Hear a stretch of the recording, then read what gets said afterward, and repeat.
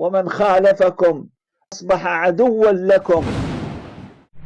ما دام إخواننا الذين نعتقد صدقهم وإخلاصهم في دعوتهم بين أظهرنا أحياء، فلن تستطيع لا أنت ولا المقدس ولا أتباعك ولا الصاحب العزيز القديم أن تمرروا شيئا من تلبيساتكم وافتراءاتكم، وأنتم تعلمون علم اليقين أن هذا الذي تفعلونه وهذا الذي تطوفون لأجله البلاد كما وصفنا بهذا مقدسكم، وهو وصف لصيق بكم أنكم ممن قال فيه وأرسل في المدائن حاشرين.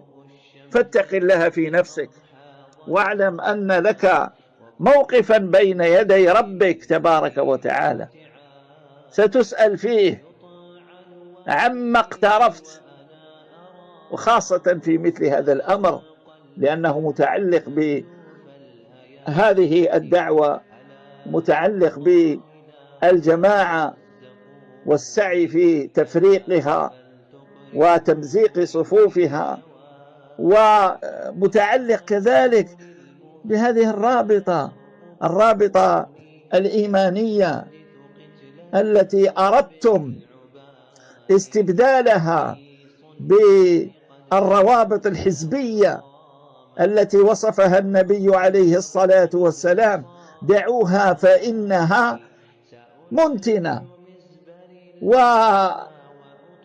وتريدون تحزيب السلفيين، وهذا على موقفنا، وهذا مخالف لنا.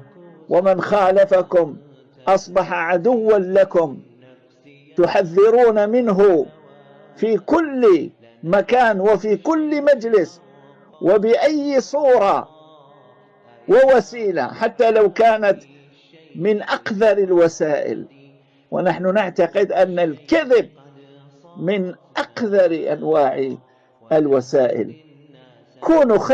خلوا شيء من الرجولة والمروءة عندكم، لعل الناس لأجل هذا الشيء القليل يحترموكم شوية.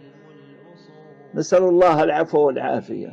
هذه شهادتي على أنا، وفي الحقيقة